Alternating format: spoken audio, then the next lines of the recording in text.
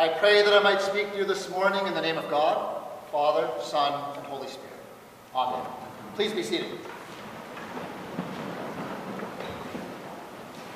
So Barbara Brown Taylor, she talks about this one summer when she adopted 2 pet spiders in her kitchen.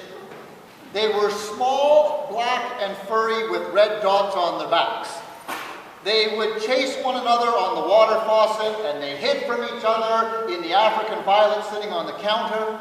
And rather than reaching for the Kleenex to get rid of them, like I would have done, Barbara was happy to have them around.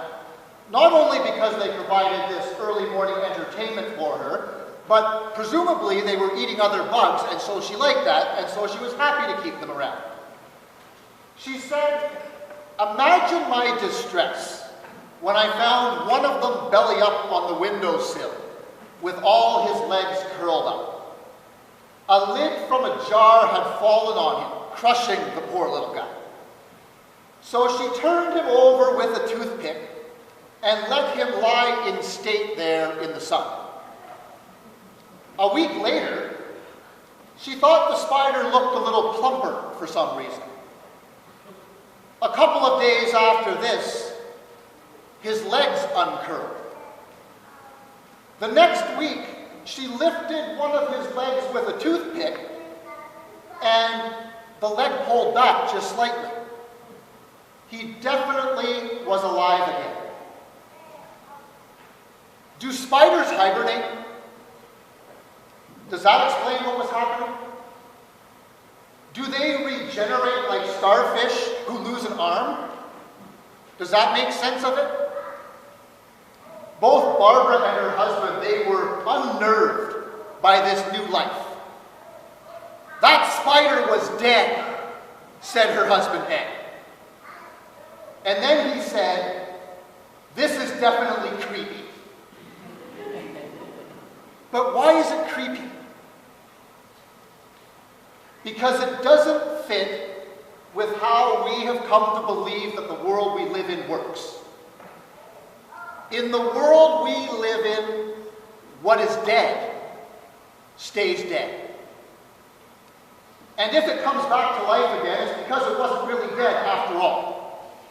There was a spark of life left in it that was breathed on and brought back to life, so that death was pushed away for a little while longer. Think of a heart that starts beating again after a defibrillator shocks it. Or lungs that start to rise and fall on their own after CPR has been performed. Or eyes that open after being in a coma for weeks. All of these things would be miracle enough for most of us.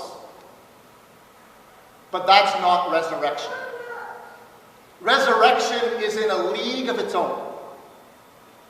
As Barbara Brown Taylor says, with resurrection, the spark is utterly extinguished. The heart stops, the legs curl up for good. Death occurs beyond a shadow of a doubt. The living withdraw to get on with their lives, and the silence is complete. Then when everything is over, when there is no hope at all, that is when something entirely new begins. What was cold becomes warm again, and what lay still sits up. Creation occurs all over again, not just a spark rescued from the ashes, but it's a whole new fire kindled out of nothing at all.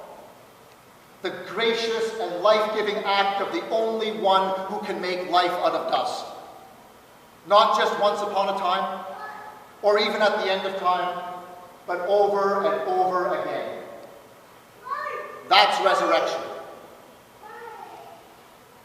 George Bernard Shaw once said, "Some men see things as they are and ask why.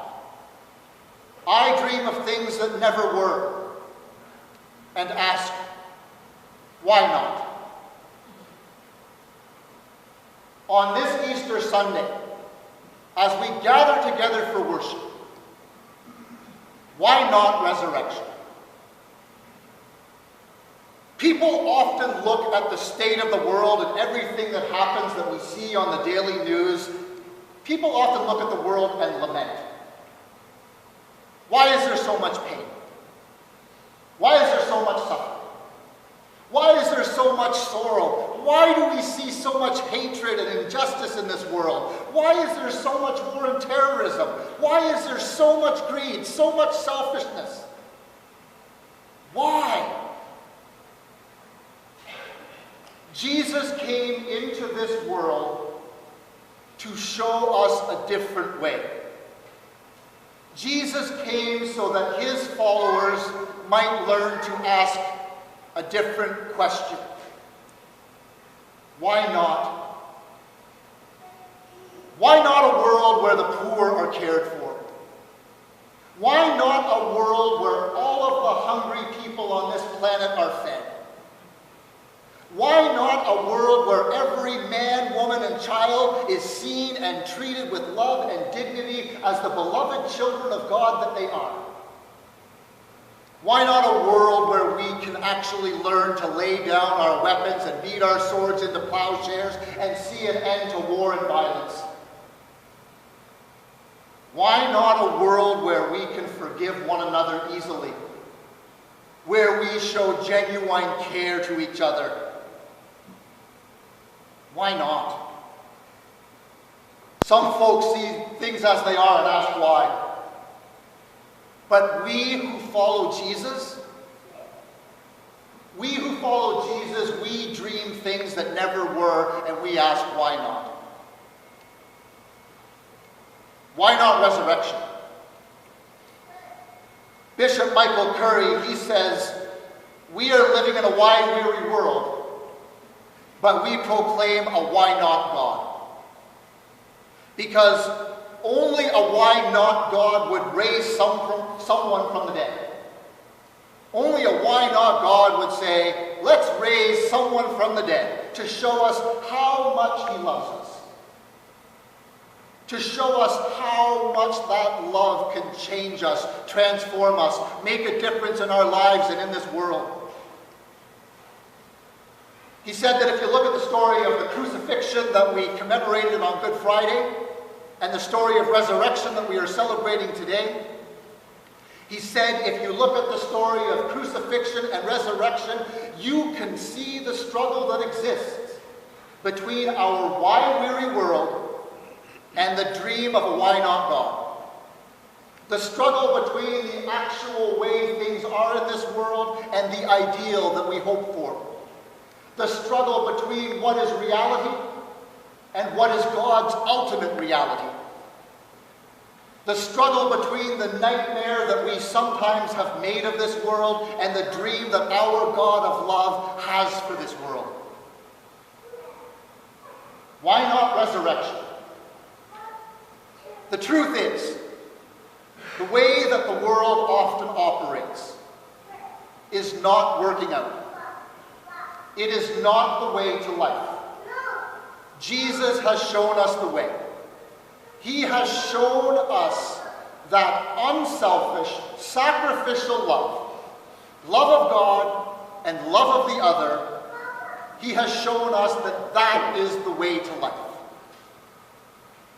When Jesus died on the cross, tried and convicted for crimes he did not commit,